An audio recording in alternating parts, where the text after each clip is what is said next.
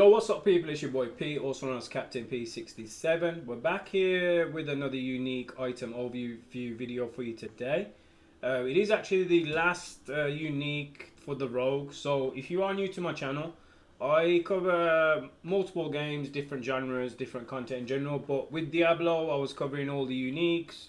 My Necro got to level 100, we done the Uber Lilith, etc. I just beat Uber Lilith with my Rogue like yesterday, so I uploaded that video. So if you haven't checked it out, you might want to check that out. So even after all the nerfs, patch 113, the latest version where it's nerfed and even Bursting Venoms is nerfed, you can check out the video. I just absolutely melt her in seconds. It's definitely worth a watch, so check that out. But yeah, without further ado, I've covered all the Necro uniques, and this is the last unique to cover for the Rogue. So if you haven't checked those videos out, you can check those videos out too. Sup, Mr. Namos, welcome back to the stream. But yeah, today we're going to be covering the Eaglehorn, so the last unique for the Rogue. Now the Eaglehorn itself, it is a bow. Comes with damage to distant enemies on a prefix. Got 130 attack speed, or 110 sorry, attack speed. So it's like medium. Well, it's kind of fast weapon, and it has physical damage, vulnerable damage, damage to elites, crit strike chance. Now, those stats are amazing, absolutely amazing. I think what they could have done, and a lot of people said the same thing, is with this though, the reason why these uniques are kind of bad, with the where it says distant to enemies, they could have just given it damage to any enemies. Like, even if it was half, that would have been better, but the distance not always going to proc, because they have to be in a certain range. And then the last bit is, what's unique about it, or so they say, is penetrating shot has a 35% chance. This is on the lower end of a roll, but from what I've heard and seen, it's not that great anyway. It doesn't really have that much difference.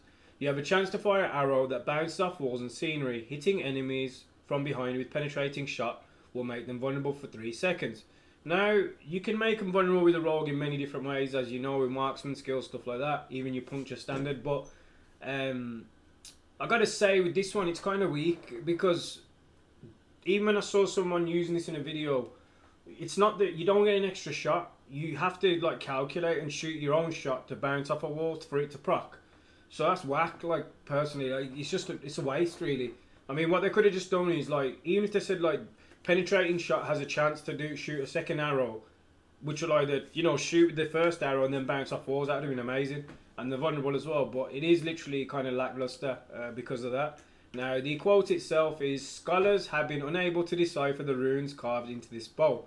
However, all agree that they are related to its uncanny ability to bend arrows towards their targets." Barrett's Book of Implements. So yeah, there you go, the quote right there about the arrows kind of changing their ways and doing what they need to do. But yeah, again, like, I've covered most of the uniques that have been cool, but again, this one, I think the potential is insane. Like, especially those 4 stats: physical, vulnerable, damage to its crit strike chance is amazing. The distance to enemies is not so good. And again, the penetrating shot, man. So yeah, hopefully, obviously, they can change or fix some stuff, because these uniques are very lackluster, and hence why people are not enjoying even just farming for these rare weapons, and then when you get them, they're not that great. But yeah, that's the overall item overview for me, from my point of view. On the other end, obviously, like I said, the 4 stats are great, and if you are going for like a more of a sniper build, this could potentially be good, since it does so much damage for all the aspects. But then the reason why I showed my crossbow on the board is, look at this stats difference. Off base, I get vulnerable damage. I've also got a vulnerable damage roll. I get crit strike damage and core skill damage plus 129 dexterity. So if you compare that to the bow, look how more better that is overall, rather than this is fixed in certain situations. So yeah, like I said, it's a cool weapon. It's all right to get if you want to get it. Maybe try it out for yourself. But from overall, I would say it's just mediocre, unless they make some changes for it. But there you go, folks. Like I said, done the Uber Lilith run my rogue.